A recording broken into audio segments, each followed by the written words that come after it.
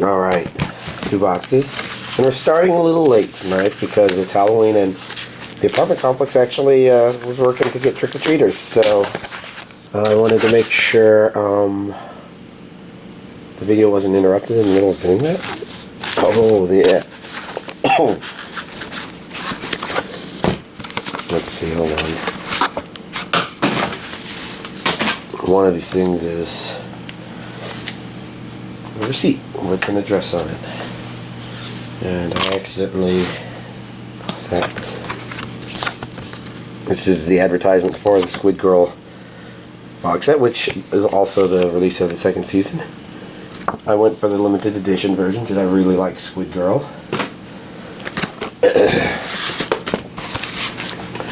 But we got stuff to dig through before we get into the details.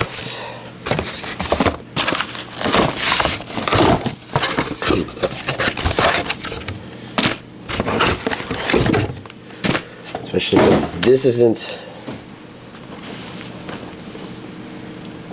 Well, I guess it's all the anime, but we got other stuff to go through. So here we have Dave Made a Maze, which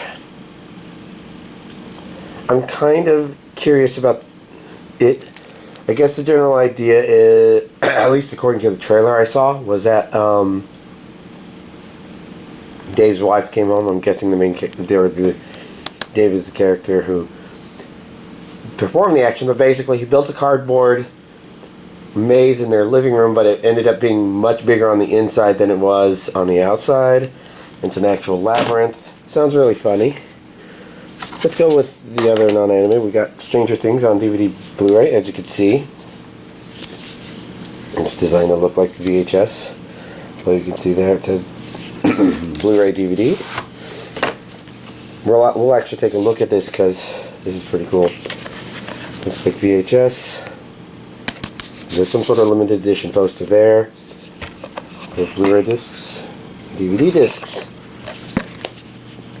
Now the only problem is I haven't watched Stranger Things 2 yet. Been too busy. I guess we obviously have Super Mario Odyssey for the Switch. Probably no surprise there. And then 2 hentai titles. Well, technically, I don't know. So we have Vampire Vixen on DVD, and then Fuzzy Lips and Vampire Vixen on Blu-ray. You know, Fuzzy Lips was released before. So that's kind of nice. And now let's The Testament of Sister New Devil Season 1. I have no idea what this is about. Apparently this is uncut and uncensored, although I don't know if that's necessarily something particularly different about the DVD release. It could be just something that they're saying, oh no, this is what it was like. But there's some stuff that gets uncensored when it transitions from airing on TV in Japan to whatever. Oh, okay. So we got regions A and B, English dub, which is expected because I got the impression this was Funimation, and of course it's Funimation. Jeez, she's wearing even less. I'm also not quite sure what to do with this blue. There we go. So let's fabric poster. Oh, nice. Yeah, don't pay any attention to what's... I have to open it. Okay, well at least she has clothes on, whatever it is.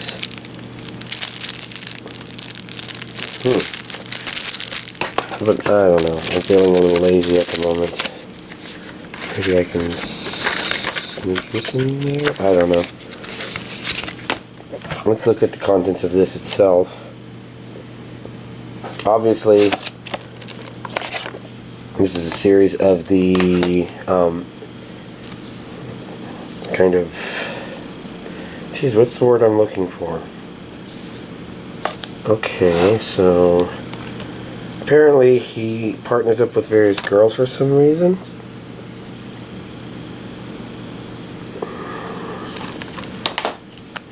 Okay, it's an interesting curiosity. I don't know if it's necessarily good.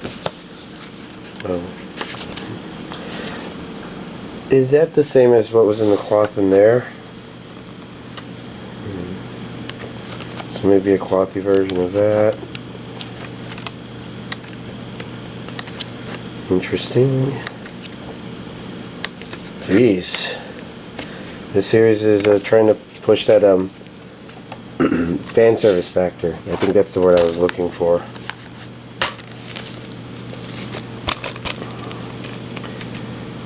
Two Blu-ray discs with 12 episodes in OVA, and then 2 DVD discs.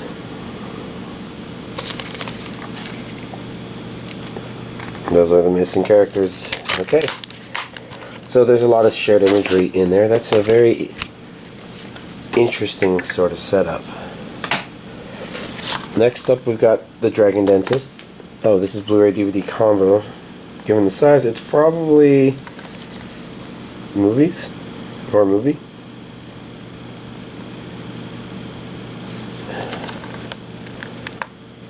What do you find between a dragon's teeth? Probably ketchup and some crunchy human something or the other. I don't know. Weak attempt at a joke. Look at the back carefully. Region A. Oh, it's got an English dub. Who released this? Hentai? That's not very common. Well, I mean, Hentai does plenty of dubs, but I don't know. It's an interestingly unusual release. Blu-ray, DVD.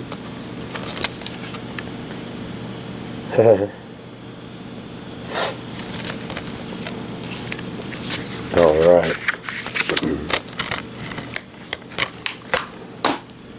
Next up we got Chargeman Ken. Includes intensive liner notes. What's going on here? Do you have the three amigos?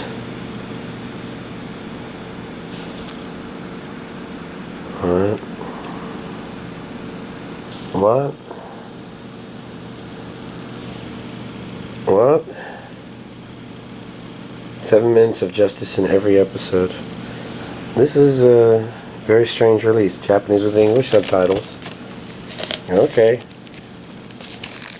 As you can tell, I don't really I don't always pay much attention to what I'm buying other than trying to verify, okay, yeah, it looks like anime. And if I have doubts, then maybe I dig a little deeper, but that's about it.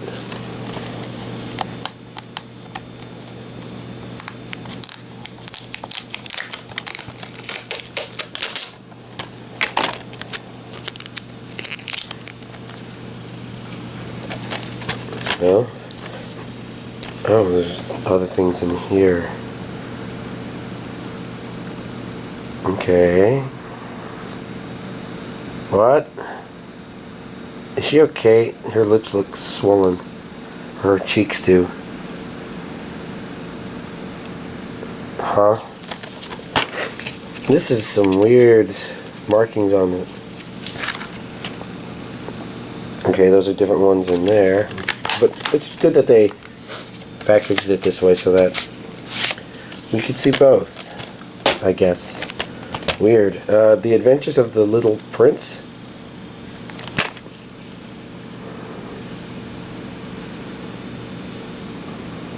English audio. So this probably got dubbed a long time ago, and Discotek bought up the release rights. Maybe sometimes they come out with Japanese versions later. It's not coming up. Neither is that. So we'll go back to the one that felt like it started.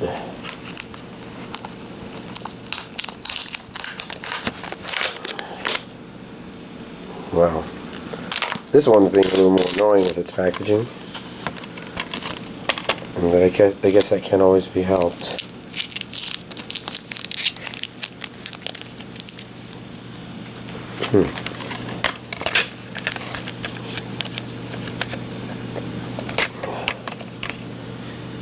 This oldish style really intrigues me, but I wonder if I'll ever get around to it. 26 episodes, huh?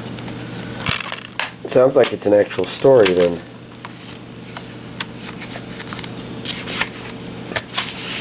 Oh look, it says on the front the complete English language series. Next up we got Magical Canan, the complete TV series. Maybe there's two different versions of this series. One of them which is a hentai, which I think I have all the episodes for.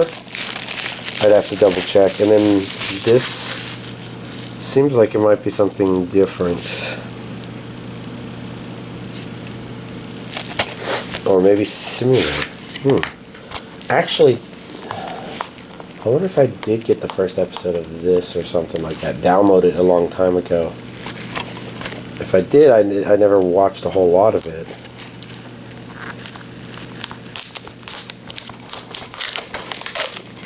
Well, the important thing is I get it open.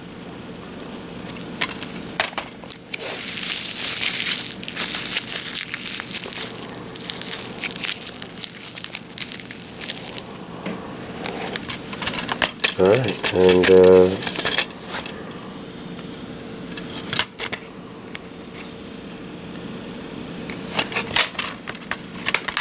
yeah, so that's weird. I'll have to double check, because I guess this is one of those series that might have jumped from hentai to non-hentai. I don't know. We got Fist of the North Star TV series complete collection Blu-ray release. Obviously I collected all the DVD releases of this, and this was much easier than that.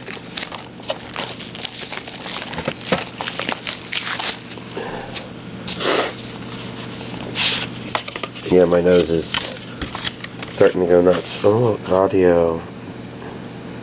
So we got both options. Interesting. Huh. And this is the same. Oh, son of a diddly. A lot of discotheque stuff threw me a little off guard. I usually think they come in groups of threes. This is them, right? The Eastern Star released it. SD on BD.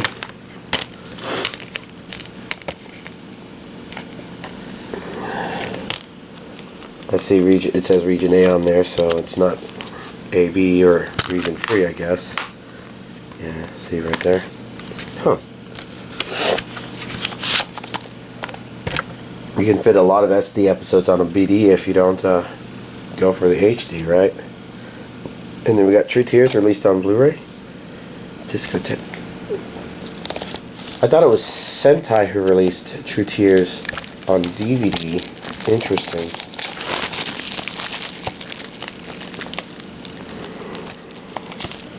Oh, come on. Plastic. Hold on.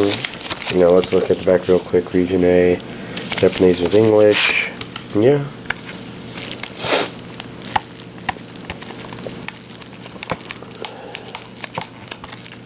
I really don't remember much of what happened in this show, but I do remember that I did watch it.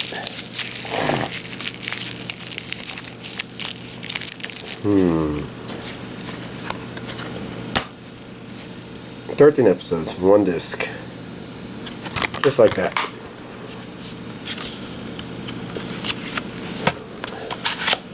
Could be a pseudo HD sort of thing. I don't know. And then last but not least, we have this Anohana release. Contains all 11 episodes. And as you can see, it actually has an English dub. And the timing for this is actually pretty good because my brother comes over every other Wednesday. We'll be coming back tomorrow and we'll be watching more Anohana. Probably Japanese with English subtitles because that's what he started. Let's go like this. This is a special booklet. With a lot of imagery. I wonder if I should have flipped through that other one like this because it had a lot of